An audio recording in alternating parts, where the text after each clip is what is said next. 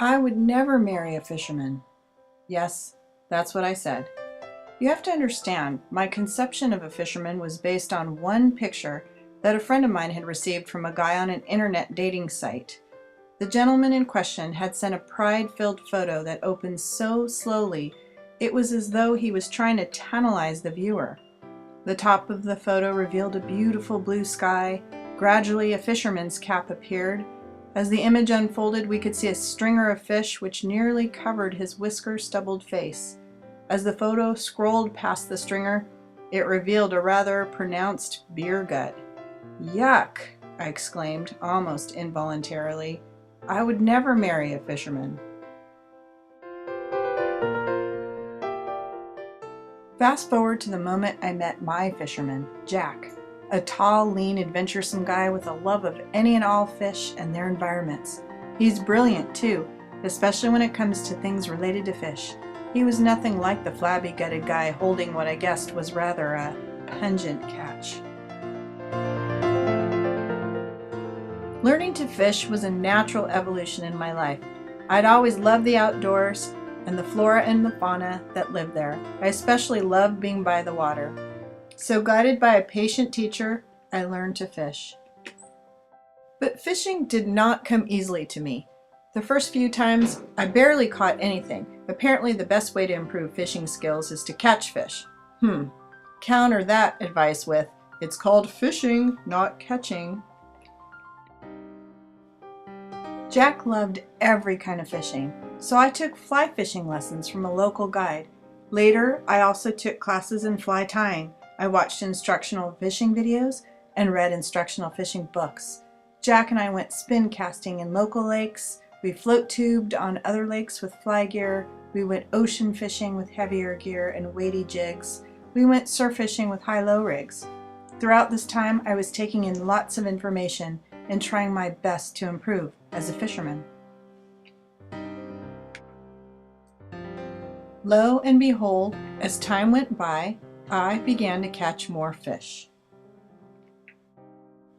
The lesson here is about being a woman in a man's world. It's not about gender, it's about letting go of certain stereotypes, setting aside who I thought I was, and trying on a new lifestyle in the hopes of catching fish.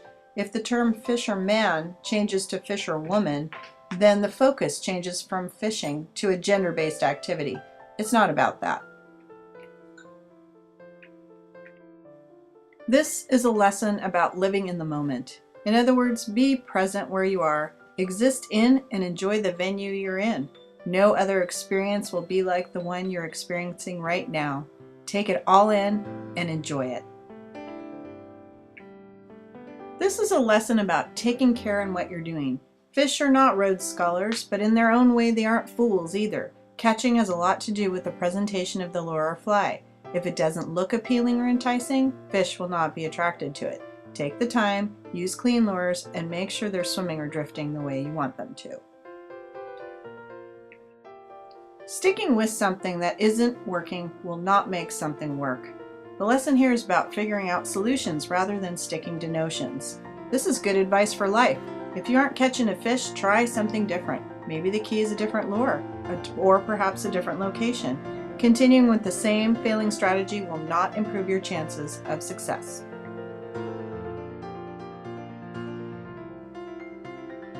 This is a lesson in learning to ask the right questions. Think about the fish's environment and its behavior. Are you fishing during a time when the fish are feeding? Are you fishing in the part of the water the fish are in? Is your lure moving in a pattern that's appealing to fish? Success in catching is predicated on presenting something the fish want in areas that the fish are in at the time that the fish will feed. Of course, all this varies based on the fish you're targeting and the water you're fishing and so forth. So you've got to keep thinking. The last lesson is about slowing down and learning one thing at a time. Fishing is harder than it looks. There are many kinds of fishing, infinite locations, and innumerable pieces of gear. Take your time and learn from every experience. There's no way to become a great fisherman overnight. It takes time and practice. And by practicing patience, you're more likely to enjoy the experience, which leads to faster learning.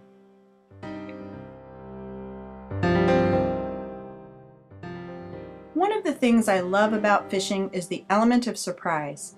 As a fisherman, I go out prepared to catch fish in certain waters.